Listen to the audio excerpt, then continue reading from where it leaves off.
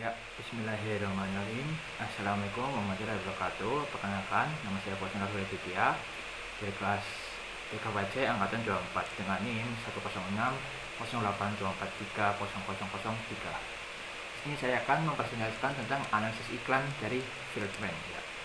Oke, kita langsung saja ke presentasinya. Oke, yang pertama adalah deskripsi.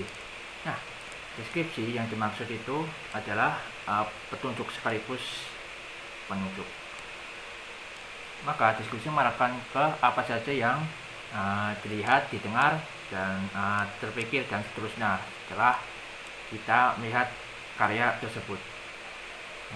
Fieldman berharap kritikus ini bersifat netral dalam tahap pertama ini. Ya. Netral yang dimaksud adalah mendeskripsikan pandangan subjektif dalam mendeskripsikan kata seni itu. Nah, maka sebaiknya menghindari kata-kata yang mengarahkan pembaca ke persepsi kritikus. Ya. Nah, misalnya kata indah, cantik, menarik, keren, dan sebagainya. Kata-kata yang sebaiknya digunakan adalah yang menunjukkan informasi faktual dari karya tersebut, dimulai dari pertanyaan siapa artisnya, judul karya, dan media yang digunakan dari karya itu.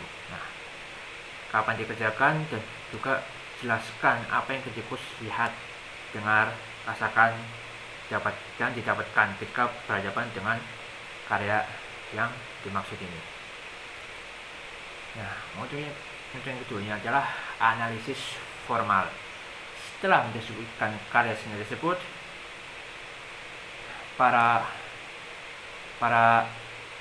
maka kita masuk dalam tahapan kedua, yaitu adalah analisis. Dalam tahapan ini,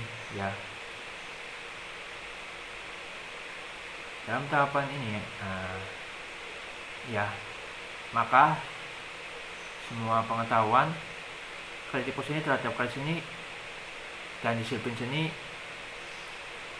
dan ilmu yang berkaitan yang dimaksud akan sangat bermanfaat dan mempengaruhi pada hasil penilaian kritikus seni. Nah, misalnya kritikus ini mulai menganalisis ukuran kanvas, bentuk warna, dan sebagainya pada karya seni rupa, atau meneliti pilihan chord, notasi, tempo, dan sebagainya pada seni musik. Nah, itu pada karya teater mungkin bisa dilihat dari genre, pilihan naskah, dan juga pilihan metode acting, pilihan bentuk, dan sebagainya. Begitu juga pada seni lainnya seperti tari, sastra, dan juga film. Nah, yang ketiganya adalah interpretasi. Ya. Setelah melewati tahap sebelumnya, yaitu analisis, maka kritikus ini akan masuk ke tahapan ini, yaitu plus interpretasi. Tentunya di sini, waktunya ide, perasaan, a priori, sensasi tertentu, dan perspektif estetis kritikus mulai dimunculkan. Bisa dikatakan ketika masuk ke tahapan ini, kritikus mulai menyampaikan arti, gagasan, dan informasi di dalam suatu karya seni berdasarkan deskripsi dari tahap 1 dan analisis di tahap 2 yang sudah sebelumnya dilakukan. Nah, kita masuk ke tahap terakhir, yaitu penilaian. Dari semua tahapan sebelumnya, kita akan menghadirkan satu kesimpulan. Dari kesimpulan itu akan muncul satu hal dari penilaian, bisa dibilang. Tahapan ini yang paling ditunggu pembaca dari seorang kritikus.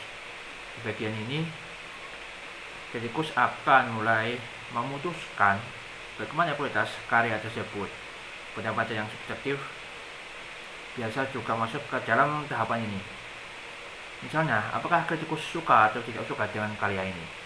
Hal yang silakan dilakukan. Menurut Friedman adalah bagian keempat ini justru sering diletakkan di awal ya, padahal hal tersebut belum diselami sepenuhnya, alias sudah memutuskan sebelum meneliti atau memeriksanya.